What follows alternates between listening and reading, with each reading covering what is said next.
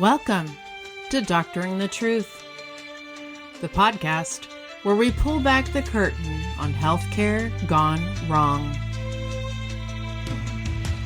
I'm your host, Jenna Tennell, and with me is my delightful co-host, Amanda House. We're two doctors of audiology here to bring you inside real-life cases where once trusted healthcare providers veered off the ethical path into criminal territory.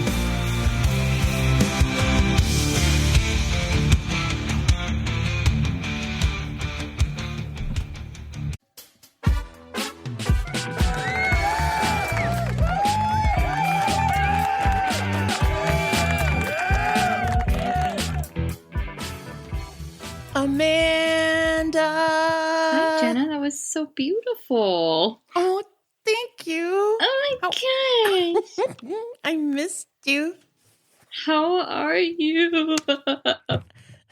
I'm good. We've had a little time away from each other because we prepped in advance and we had our little mini-sode. And so, yeah, I miss our little weekly get-together.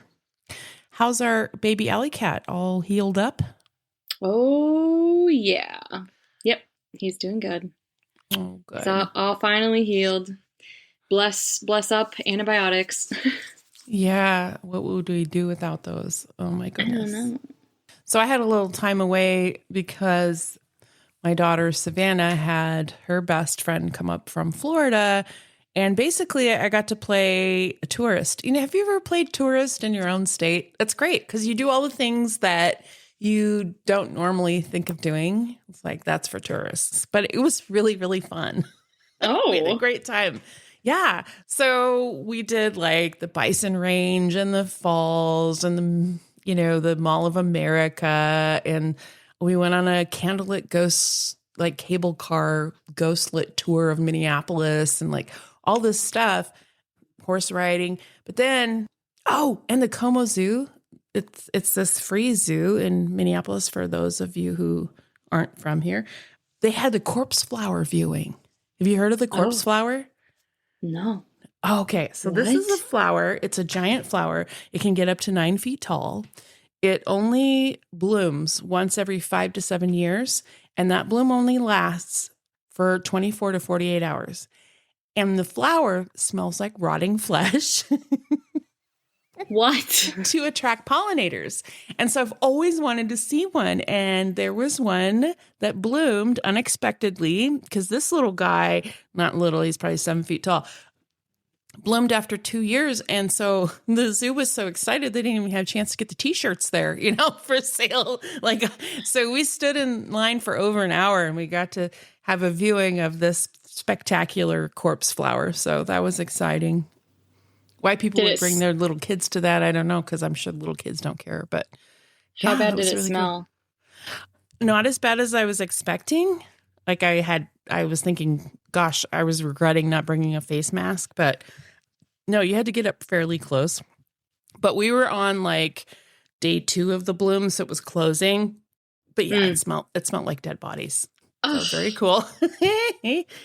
Very cool. But what's even more exciting that I wanted to share, I saved this to share with you on the pod, is that my daughter has gotten her first job. Yay!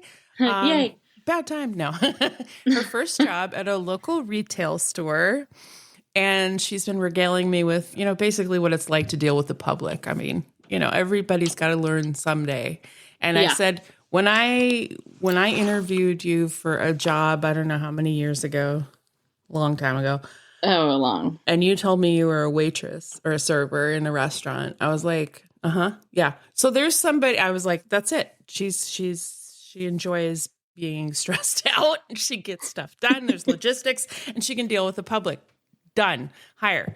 So I'm really excited that this is happening for my daughter because she's been a little bit sheltered in the ways of the world. So she was telling me so she's been working at this place for about a month.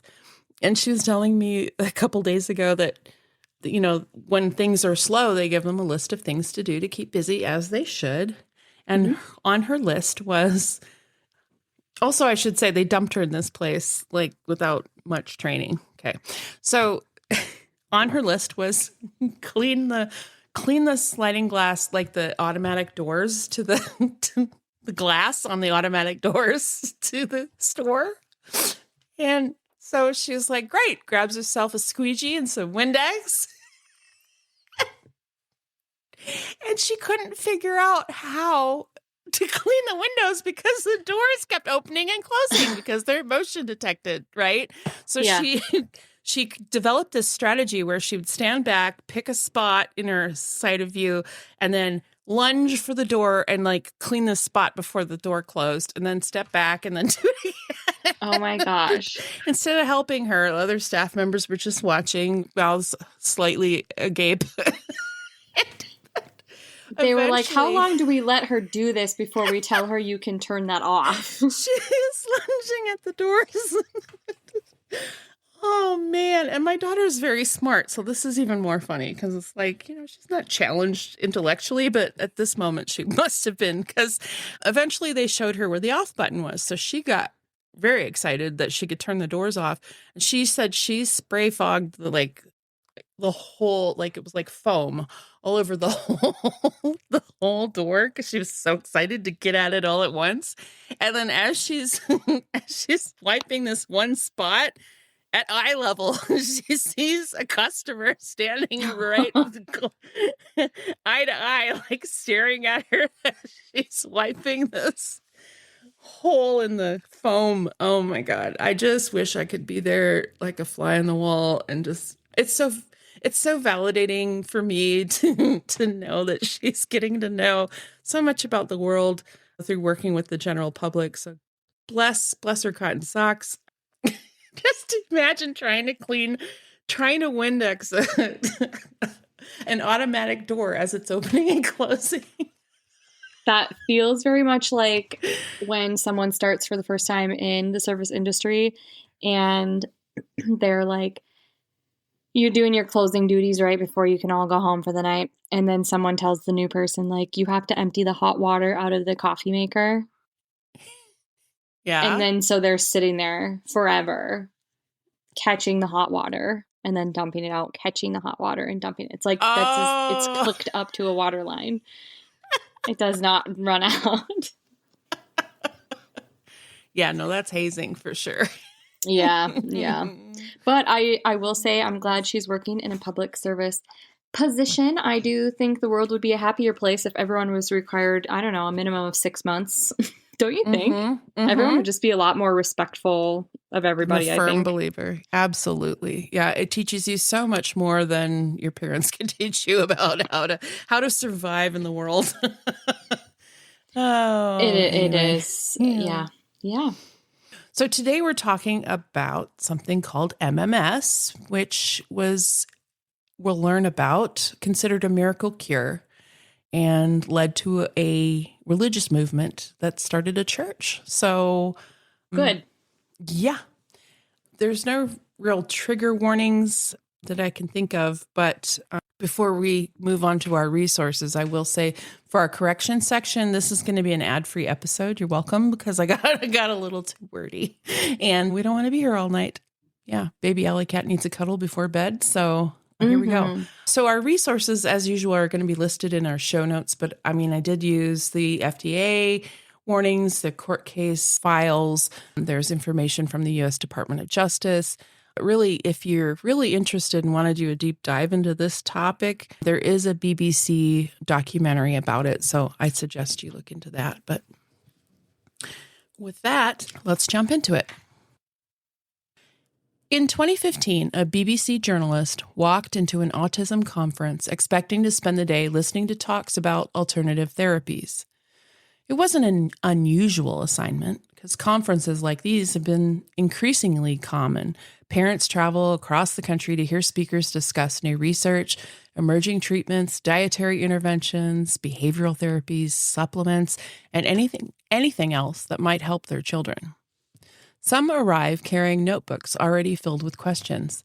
Others come with folders thick enough to resemble college textbooks, packed with years of evaluations, lab results, specialist reports, and handwritten notes. By the time many families attend events like this, they've already spent years searching for answers. This particular autism conference looked exactly like most health conferences do. Vendors arranged books and pamphlets across folding tables. Small groups gathered in hallways between presentations. Parents balanced coffee cups while discussing therapies that they'd tried and specialists that they recommended. Speakers moved from room to room as attendees checked schedules and compared notes. Nothing about the setting suggested that the reporter was about to hear one of the strangest healthcare stories of the modern internet era. The first mention of MMS came almost casually. A recommendation passed from one attendee to another. The sort of conversation that happens hundreds of times at conferences every day. Someone mentioned a treatment. Someone else expressed interest. The reporter overheard the exchange and asked a few questions. What exactly was MMS, and what did the initials stand for, and how was it used? The answers became more surprising with every conversation.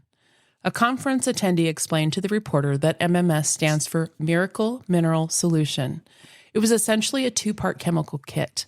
Users mixed a sodium chlorite solution with an acid like citric acid, creating chlorine dioxide. Several parents described it enthusiastically. Some discussed administering it orally, and others talked about treatment protocols involving enemas. A few described dramatic improvements that they believed they'd witnessed in their children after beginning the regimen. What stood out wasn't simply the recommendation itself, it was the confidence with which the family spoke about it.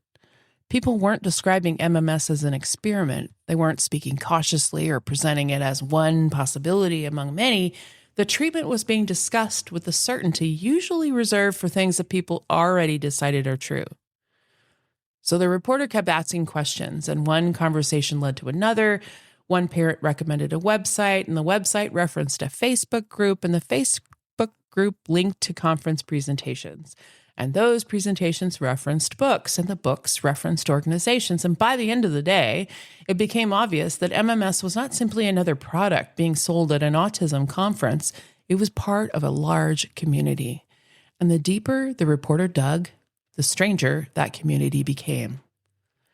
The Facebook groups alone contained thousands of members, parents who shared photographs, treatment logs, dosing schedules, and detailed descriptions of their children's progress. Some tracked sleep patterns, others recorded dietary changes, bowel movements, eye contact, language development, emotional regulation, and social interactions. Reading through the discussions felt less like scrolling through social media and more like reviewing thousands of personal case files. The overwhelming majority of participants did not appear reckless, or actually, they appeared quite the opposite. Most of them appeared intensely dedicated to their children. Many had invested years searching for therapies that might help their kids.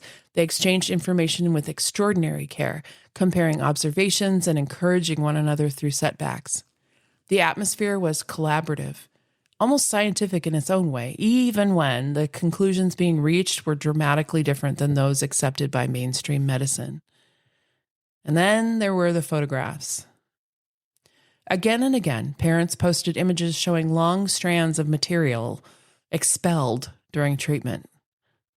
The photographs often appeared alongside captions celebrating progress or documenting what members believed were parasites leaving the body. Oh my God. Yeah, maybe this should have been a trigger warning because the community had a name for them. Rope worms. Oh my gosh. Blech. I know, right? For many families, producing rope worms represented evidence that the treatment was working. Entire discussions revolved around identifying them, comparing them, and interpreting what they meant. Medical experts who later reviewed the images offered a very different explanation. Several suggested that the photographs appeared more consistent with mucus and damaged intestinal tissue than with parasites. My eyes are so big right now, you guys. I'm so sorry. It's going to put you off your dinner. If they were correct, some parents may have been witnessing injuries that were caused by the treatment, interpreting the injuries as signs of recovery. So this is so disturbing, not because the parents appeared malicious. They didn't. Most of them were genuinely convinced that they were helping their kids. And That's the detail that makes the entire story so difficult to understand, because nobody involved appeared to think they were participating in something dangerous. They believed they found answers. And the more the reporter investigated, the more often certain names kept popping up. Conference organizers referenced these people. Group members quoted them. Websites promoted their books and lectures. Again and again, the same two figures emerged from the background: Jim Humble and Mark Grenon. At first glance, Humble appeared to be the more important of the two, despite his last name. After all, he was the man who claimed to have discovered MMS. For all the attention that Jim Humble received, very few people had actually met him, because most followers encounter him indirectly through books, videos, interviews, and presentations that are passed around online. But his story traveled farther than he ever could in person. By the time someone discovered MMS, the narrative was often already familiar: a remote jungle, a group of miners, a desperate medical situation, an accidental discovery that conventional medicine had somehow overlooked. Like many stories that survived for years, it had become polished through repetition. But Jim Humble wasn't a physician. He wasn't a microbiologist. He wasn't a tropical medicine specialist. By his own account, he was an aerospace engineer turned gold prospector who spent years working in remote mining operations throughout South America. The story that would eventually make him famous began during one of his expeditions for gold mining, when several members of the team became ill with malaria. Medical treatment was unavailable, and faced with limited options, he mixed together chemicals that he had available, because apparently he had sodium chlorite with him in order to purify the water there. So he administered this solution to the workers, and within hours, he claimed they recovered. Whether the story unfolded exactly that way is difficult to determine, because over the years, the details shifted, depending on where it was told and who was telling it. But for many followers, the precise details mattered less than the broader message. The message that a man was operating far from hospitals and laboratories supposedly discovered something extraordinary. And history contains enough genuine examples of those kinds of stories to make them permanently attractive. I mean, we know about penicillin, we know about x-rays. We know that important discoveries occasionally emerge from unexpected places. The possibility feels exciting, although it's not entirely impossible. The challenge is, of course, that genuine discoveries eventually leave the realm of story and enter the realm of evidence, where they survive rigorous testing and scrutiny. In other words, the scientific process. But the growth of MMS was something very different. It spread through testimonials. It was a subjective process. So one person would describe recovering from an illness, and another would report improvement in a family member, and someone else would share a dramatic before and after story. And over time, these individual accounts accumulated into something that felt increasingly difficult for followers to ignore. A visitor that arrives at an MMS forum for the first time would be able to find thousands of stories. And many of these stories involved illnesses that conventional medicine struggled to treat effectively, like chronic fatigue, Lyme disease, autoimmune conditions, persistent symptoms that had lingered for years despite repeated appointments and repeated interventions by traditional medicine approaches. The people sharing these stories were sincere, and their messages were compelling. I mean, a polished advertisement can be dismissed, but a personal story really catches the heart of those looking for answers.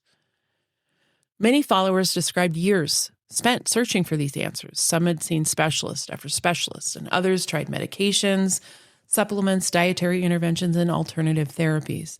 The common thread running through many of the stories was disappointment. And the details varied, but the emotional experience did not. So by the time people discovered MMS, many were already primed to believe that something important might be hiding outside conventional medicine. And then they encountered a community full of people claiming they already found it. In 2015, a BBC reporter went undercover, claiming to be a relative of an autistic child. He was sold a bottle of liquid labeled as 22.4 sodium chlorite, or 22.4% sodium chlorite, and a second labeled as 4% hydrochloric acid. When the BBC sent the chemicals to Kent Scientific Services, an independent laboratory, they were found to be 57% and 45% stronger than the advertised concentration, respectively. The man who sold him the chemicals was a member of a church called Genesis 2, which we're going to talk about shortly. And he told the reporter, I'm not going to say cure because I can get in trouble. I'd say purge. It can purge autism and Alzheimer's too. 170 children have had their diagnosis removed of autism in 4 years. This person advised 27 drops of MMS per day for a baby, administered in a baby's bottle. Mm. Of his own use, he said, I put it in, I should do with a British accent. I put it in my eyes, my nose, my ears, I bathed in it, I drunk it, I breathed it in my lungs, and I even got an injection in my butt with it. They're never going to shut me down. All they can do is put me in a prison cell. Well, a month later, a jury in the state of Washington convicted another member of this Genesis 2 church. His name was Lewis Daniel Smith, for selling MMS as a miracle cure. And he faces a maximum of 34 years in prison. Carol Povey of the National Autistic Society said, no evidence of any kind exists to support the preposterous claims made for MMS as an intervention for autism. It's shocking to see that dubious companies continue to promote potentially very harmful products like these. Autism is a complex neurological condition without a cure. But regardless of the dangers and attempts to educate the public, the movement grew steadily throughout the 2000s. The advent of social media changed everything. I mean, it made it possible for ideas to travel faster than ever before. Communities that once would have remained isolated suddenly found each other. A parent in Florida could exchange information instantly with someone in Australia. A conference presentation delivered to a room of 50 people could reach thousands once it was uploaded online, and therefore the growth accelerated. And as the movement expanded, the claims surrounding MMS also expanded. What began as a supposed treatment for malaria gradually transformed into something larger. Followers began discussing cancer, Alzheimer's disease, hepatitis, influenza, HIV, autism. The list became so broad that it almost defies categorization. A visitor scrolling through MMS websites might encounter discussions of infectious disease on one page and neurological conditions on the next. The boundaries separating different illnesses seemed to dissolve, and very different medical problems were increasingly discussed within the same framework. And that framework revolved around these mysterious hidden causes, like parasites, pathogens, toxins, infections. And so the explanations varied from community to community, but the underlying idea remained remarkably consistent. Illness was not what doctors believed it was. Something deeper and hidden was happening. It was a conspiracy. And according to movement leaders, MMS could address it. And for years, those ideas circulated through conferences and online communities without attracting sustained national attention until they collided with one of the most emotionally charged subjects imaginable, autism. So the claims of a cure for autism attracted journalists, advocacy organizations, physicians, regulators, and eventually law enforcement. And so this introduced thousands of new families to MMS. Many of those families weren't looking for controversy. They were looking for hope. I mean, that distinction becomes important when you start reading the stories that they told about themselves. I mean, they didn't think they were joining a movement. They were searching for help. I mean, one parent would hear about a conference from another parent, and someone at the conference would hear about a Facebook group, and someone in the Facebook group would recommend a website. The website had videos, and the videos led to books. And by the time families realized how far they traveled, they were no longer merely researching MMS. They were part of a community built around it. And increasingly, that community was being shaped by a man named Mark Grenon. Unlike Jim Humble, Mark Grenon wasn't selling the image of a lone explorer who stumbled into a medical breakthrough. He was a missionary, a pilot, a man who spent decades traveling through the Caribbean and South America doing evangelical work. By the time he encountered MMS, he already understood something that Jim Humble never seemed very interested in, and that was how to build a movement. In essence, Humble had a story, and Grenon built a church around it. The first time many people encountered Grenon was through videos. He appeared seated in front of a camera, speaking directly to viewers with the confidence of someone who no longer considered the debate as open. There was very little hesitation in the way that he presented information. He didn't sound like a man weighing possibilities. He was delivering conclusions. And that certainty turned out to be one of his greatest assets. By the time viewers discovered the videos, many were already frustrated and they had spent years searching for treatments and become deeply skeptical of mainstream medicine. So many had grown accustomed to hearing phrases like more research is needed or we don't know. But Grenon offered something different. He offered certainty. Watching old videos now, it's difficult not to notice the contrast between his confidence and the complexity of the subjects that he was discussing. I mean, he was talking about diseases that occupied entire fields of medicine for decades, and he would just talk about them in straightforward terms. Problems that researchers continued struggling to understand were presented as though, well, they'd already been solved. And to supporters, this was refreshing. To critics, it was alarming, but either way, people were paying attention. And we all know the internet rewards attention. A person speaking with absolute certainty is often more compelling than someone carefully explaining uncertainty, even when the uncertain person is the more accurate one. So, over time, Grenon's audience grew. His videos circulated through Facebook groups and online forums. Followers shared clips with friends and family members, and conference attendees returned home and recommended his presentations to others. And slowly, the movement developed a recognizable cast of personalities, and Grenon was occupying center stage. But what made him different from many alternative health promoters was that he seemed interested in building something larger than an audience. And these signs appeared gradually. He started changing the language. Followers weren't simply discussing treatments anymore. Increasingly, they were discussing missions, ministries, and healing like a calling. Conferences felt less like product demonstrations and more like gatherings of people who believed they were participating in something important. The transformation wasn't obvious if you looked at any single moment, but it became more visible when viewed across the years. The conference became a network. The network became a community. The community became an identity. And identities have a way of hardening over time. For many followers, a criticism of MMS no longer felt like a criticism of a product. It was a criticism of a community that they were part of and they cared about. And that matters because communities can survive challenges that products can't. People stop buying products every day, but leaving a community is hard. You're leaving your friends. You're leaving a worldview that explains years of your life, and that's harder still.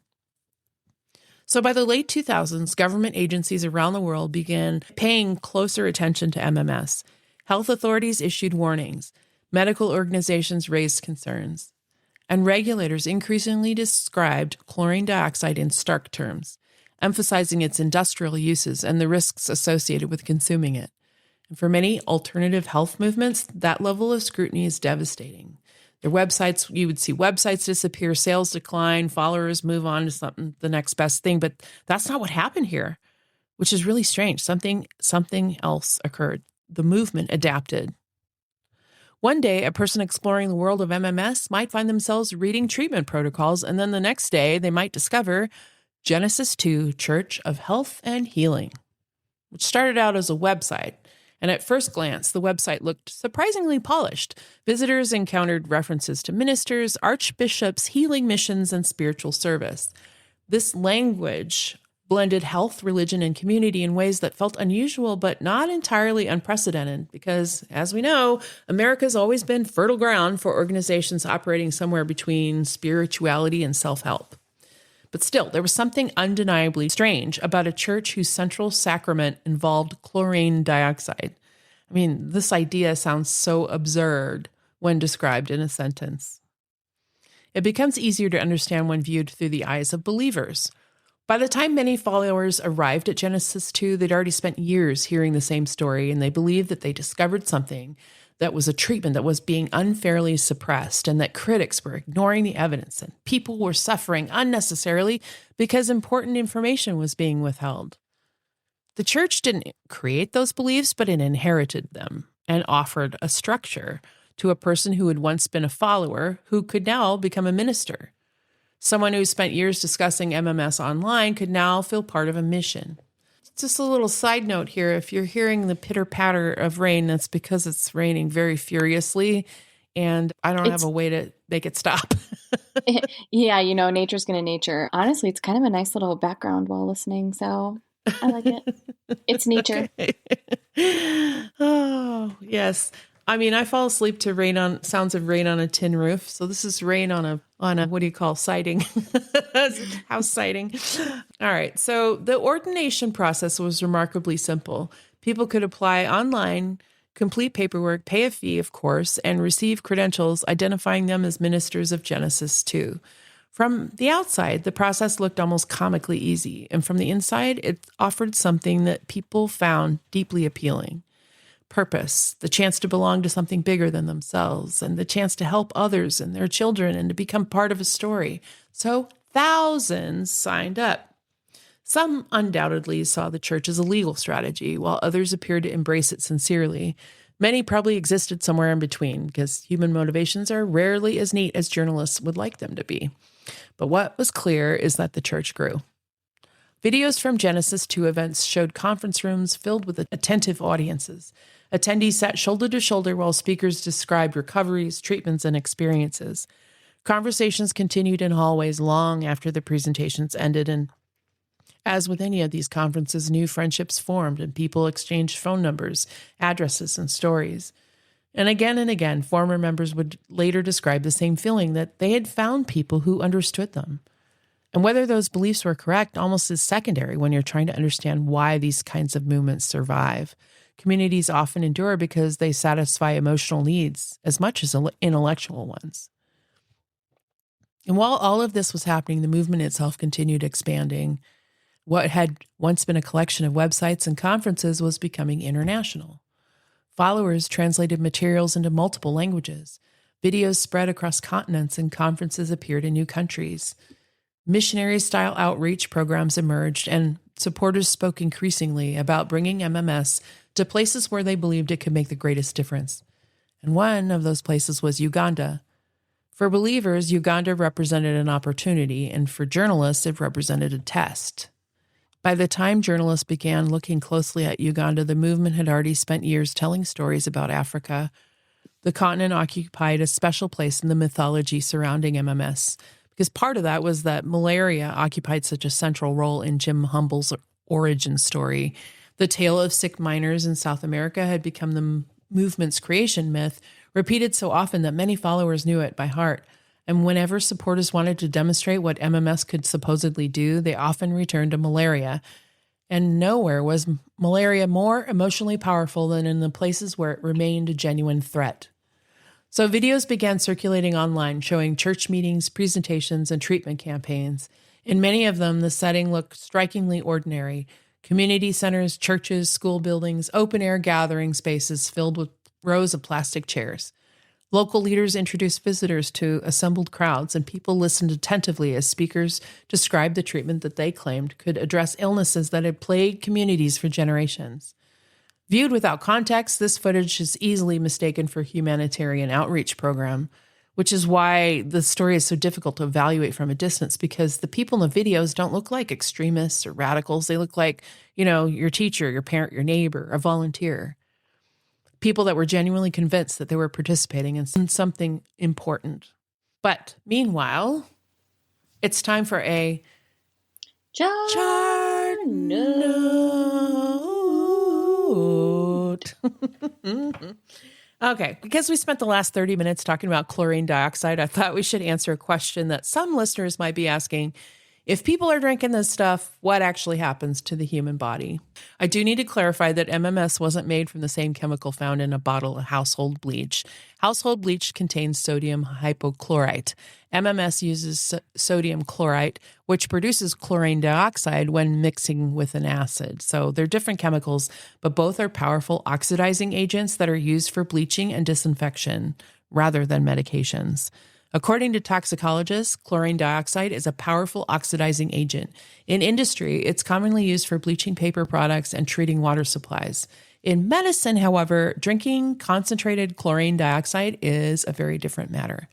Health agencies around the world have reported adverse effects associated with ingestion, including severe vomiting, diarrhea, dehydration, low blood pressure, and in some cases, acute liver injury and hemolysis, a condition where red blood cells break down faster than the body can replace them.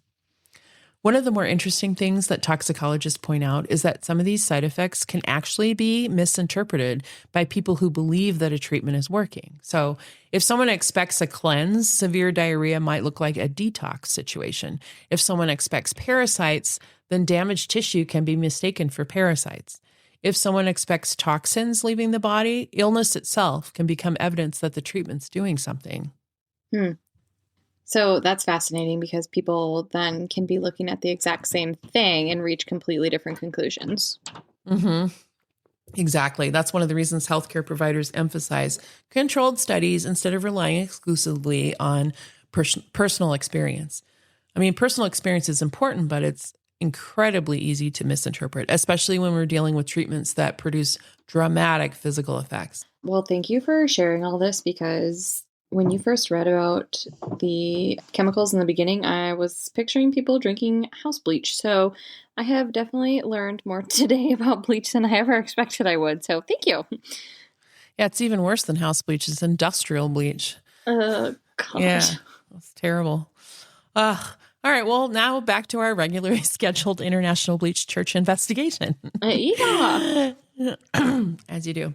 So in 2019, reporters from The Guardian began investigating some of the claims being made about MMS activities in Uganda. And like many people encountering the movement for the first time, they found themselves navigating a strange divide between certainty and evidence. In one reality, supporters described remarkable successes. They spoke about recoveries, treatments, and lives changed. They discussed chlorine dioxide as though it were a breakthrough, unfairly ignored by the rest of the world. In the other reality, medical experts continued expressing concern. Health authorities continued issuing warnings, and toxicologists continued pointing to the risks associated with ingesting chlorine dioxide. The gap between these two realities seems enormous, and yet participants on both sides were convinced they were looking at the same evidence. Supporters looked at a recovery and saw proof. Critics looked at the same story and wanted documentation. Supporters saw testimony, and critics wanted evidence. Supporters trusted experience, and critics trusted verification. As the investigation continued, another pattern became visible. The movement's leaders were becoming increasingly ambitious. What had once existed primarily as a collection of websites and conferences was evolving into something more organized. The church structure provided leadership, and the online communities provided communication. The conferences provided recruitment, and the international outreach programs provided visibility, and each piece reinforced the other. If someone encountered a video from Uganda online, that video would lead them to a conference, and the conference would lead them to a Facebook group, and the Facebook group would introduce them to Genesis 2. Genesis 2 could provide that community waiting to welcome them. This system had become remarkably effective. By the end of the 2010s, the movement appeared larger than ever. Its leaders had followers across multiple continents. The videos attracted audiences around the world, and the supporters viewed themselves not merely as users of a treatment, but participants in a mission. And then, just as the movement seemed to be reaching new heights, the world changed. In late 2019, news organizations began reporting on a cluster of mysterious pneumonia cases in China. At first, the reports seemed distant, another outbreak, another public health concern. Few people imagined how dramatically daily life was about to change. Amen. Mm-hmm. Mm-hmm. Within months, airports emptied, schools closed, hospitals filled with patients, entire cities fell silent as governments struggled to contain a virus that seemed to move faster than understanding could. And suddenly, everyone was searching for answers, and in moments like that, certainty becomes a valuable commodity. And for years, Genesis 2 had their audience built by offering certainty. They had the commodity, and now the entire world was hungry for it. And what happened next would bring Genesis 2 more attention than they'd ever received before. But it would also bring them federal investigators. Dun, dun, dun. The first months of the pandemic were defined by uncertainty. So looking back, it's easy to forget just how disorienting those early weeks felt. I mean, information was changing daily. News reports showed hospitals filling with patients. Public health officials struggled to answer questions about a virus they'd only recently begun studying. Grocery stores' shelves emptied. Flights were canceled. People were fighting over buying the last bit of toilet paper. I was going to say toilet paper. Yeah. Schools closed and entire cities ground to a halt. For many people, the most difficult part wasn't the restrictions or the disruptions, it was the unknown, because no one could say with certainty how long the pandemic would last. I remember Trump talking about how, by Easter or was it Easter or Mother's Day? He was like, oh yeah, we'll be wrapped up by then. Remember? I don't really remember, but. And I remember at the time thinking, oh gosh, that's a couple of months. That seems long. Not only 4 years later. Yeah, that was just the beginning. Right, exactly. I don't remember how long things were locked down for anymore. It seems like, oh my God, that was so long ago, but really it wasn't that long ago. Well, we started getting locked down in March. Yeah. I had just barely got home from Washington. I was going to be stuck there. Yeah. I just remember because I bought a car like the day before lockdown. I was like, I meant to have this Subaru. Thank you. All right. So, nobody knew who was going to be seriously ill, who's going to die, when's life going to return to normal. And so the uncertainty created this vacuum, and vacuums have a tendency to attract people that claim to have the answers. So across the internet, alternative explanations and miracle cures started multiplying immediately. Some were harmless and others were not. Social media platform became flooded with videos, testimonials, and theories promising certainty during a moment when certainty was in short supply. In Genesis 2. Like the toilet paper. Yeah. Speaking of supply, right? I don't know which was worse. No, I'm just certainty or toilet paper. Certainty of toilet paper. Genesis 2 was perfectly positioned to take advantage of that moment. As the COVID-19 pandemic spread across the globe in early 2020, Genesis 2 found itself at the center of a public health crisis unlike anything encountered before. For years, church leaders had promoted chlorine dioxide as a treatment for a growing list of conditions, and now they were going to make similar claims about a novel virus that scientists still didn't quite understand. So, rapidly, videos, webinars, and interviews appeared online. Mark Grenon and other church leaders promoted chlorine dioxide as a treatment and preventative measure for COVID-19, despite repeated warnings from health authorities. The timing was significant. Millions of people were frightened, isolated, and searching for information. Hospitals were overwhelmed, and scientific understanding of the virus was evolving in real time, so misinformation flourished in the uncertainty. While most of the legal battle surrounding Genesis 2 played out in courtrooms, the real consequences were unfolding much farther from federal judges and prosecutors. In August 2020, a 5-year-old boy in Argentina died after ingesting chlorine dioxide. His parents reportedly believed that the chemical could protect him from COVID-19. Authorities later described his death as consistent with chlorine dioxide poisoning and opened an investigation into the people promoting the substance. For critics of the MMS movement, the case represented the nightmare scenario they'd been warning about for years. And federal authorities finally took notice. In April 2020, the Department of Justice sought an injunction against Genesis 2 and several of its leaders, alleging that the organization was selling chlorine dioxide products and falsely marketing them as treatments for COVID-19 and other diseases. The government's position was straightforward. Chlorine dioxide was an industrial chemical being sold with unproven medical claims.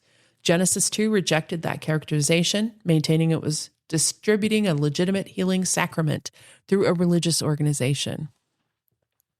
A federal judge ordered the church to stop distributing the products and making disease treatment claims, but rather than backing down, Genesis 2 publicly challenged the government's actions. Church leaders continued posting videos and communicating with followers online. According to prosecutors, the organization ignored court orders and continued distributing chlorine dioxide despite the injunction. The conflict quickly escalated beyond the realm of public health warnings and entered into the federal court system. What had once been a fringe alternative health movement was now the subject of an active legal battle during the largest public health emergency in generations. Investigators increasingly focused on Mark Grenon and his sons, who had become some of the movement's most visible leaders. As legal pressure mounted, authorities learned that the members of the family had escaped to Colombia and were living there. The case suddenly took on an international dimension involving cooperation between American and Colombian law enforcement. In July 2021, Colombian authorities arrested Mark Grenon and several members of his family at the request of the U.S. government. Images of the arrest stood in stark contrast to the movement's public image. For years, Genesis 2 had portrayed itself as a global healing ministry. Now its leaders were being escorted into custody as part of an international criminal investigation. The legal proceedings that followed centered on a fundamental question. What exactly was Genesis 2? Supporters viewed it as a church and a humanitarian ministry. Prosecutors described it as an organization that used religious language to market and distribute chlorine dioxide products. The case would ultimately result in convictions and prison sentences for members of the Grenon family. Yet the story didn't end with arrests. Like many movements built through online communities, Genesis 2 proved remarkably resilient. Supporters remained active on social media, websites continued to operate, and chlorine dioxide claims continued circulating long after the court cases concluded. The organization fragmented, adapted, and persisted in smaller forms. For former followers, the aftermath was often more complicated than a simple change of mind. Many described leaving gradually rather than experiencing a single dramatic realization. Doubts accumulated over time. Predictions failed to materialize. Trusted leaders contradicted themselves, and legal filings revealed information that they had never countered when they were in the midst of the movement.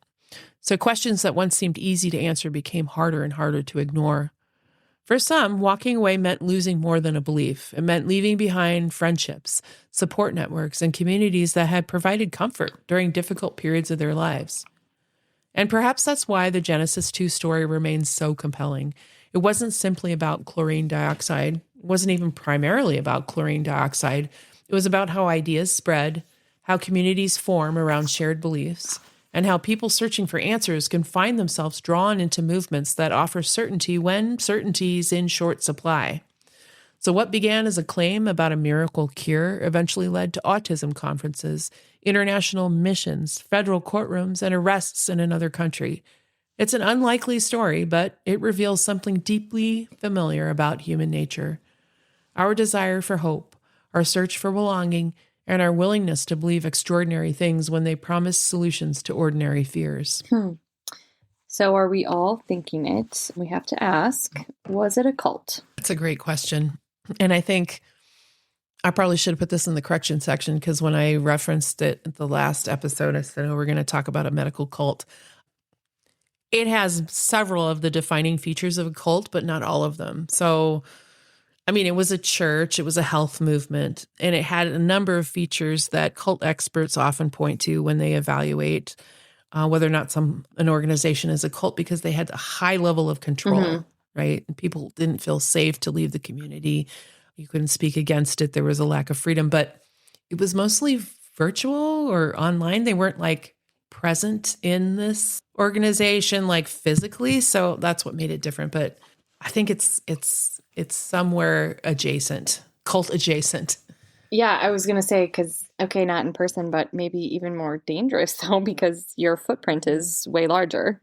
And it's capturing what is probably the strongest alliance and the strongest fears and emotions that people have on this planet, which is about their loved ones or their children, you know? Oh, yeah. And they believe their children were being cheated out of a possible solution. And they're believing these thousands of, I mean, who knows, these testimonials and stories, and whether they were coincidental or whether they were, I mean, we just know that overall, you can't drink bleach and say that cures all of these things, particularly autism, which is, like that one neurologist said, it's not a thing to cure. It's the way your brain works. Yeah. It's a neurological condition. It's not a disease. So, yeah. Like you can't drink bleach and the bleach goes to target. The bleach is like, well, let's just rearrange your personality and your neural networks. No. Yeah. It's like, oh, let me just go and bleach this section of your brain and we'll rewrite it a little bit. And then some pretty clever bleach. I mean, ta-da.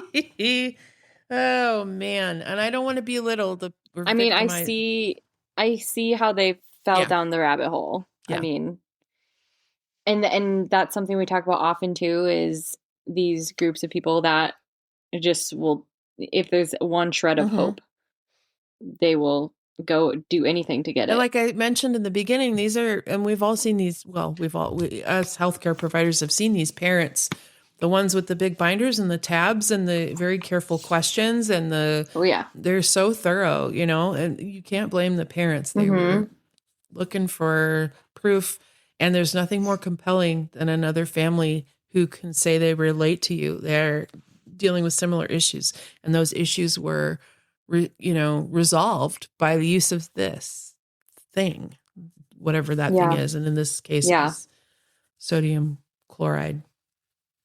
So, yikes. Well, fascinating story. Great job covering it. Never heard of this before. Wow. I'm still thinking about like wrapping your mind around drinking bleach and thinking that's going to help. But also, I guess I'm not in that state of hopelessness where I'm like, I will do anything. Yeah. And it's the enemas and the eye drops and it's a wonder we're not hearing more about. Yeah. And they're like, look at my parasite rope. Like, what the? No. Oh, how horrific is that? That's part of someone's intestine, you know, or some breakdown of tissue from this bleach just literally eating them from inside. Oh my gosh. But you know what? Maybe it did inadvertently cure some incidental bacteria that was existing, norovirus which is a virus, but because it's bleach, I mean, it kills bad stuff, but it also kills good stuff. So I don't know. You can see where there might be some accidental cures of certain things because of the nature of the beast. Incidental. Right? Yeah. Anyway. Well, you guys don't drink bleach. Okay? Don't do it. Okay. Yeah, okay. Yeah, so anywhoosies, shall we medical mishap? Yeah. After that story, I feel like I just need something to restore some faith in humanity. Do you think? Yep. I mean, lucky for you, I have exactly the thing. Oh, you do. Is it another church, Jenna? No churches, no bleach, no international investigations. Just a listener who had a very unfortunate interaction with a specimen cup. Oh no. Oh, yes. Well, a specimen cup. You already know that's not going to be good. Right? That's why this is wonderful. All right. Well, let's hear it. So this week's medical mishap comes from a listener that we'll call Sarah. Sarah writes, I was scheduled for routine lab work and my doctor wanted a urine sample.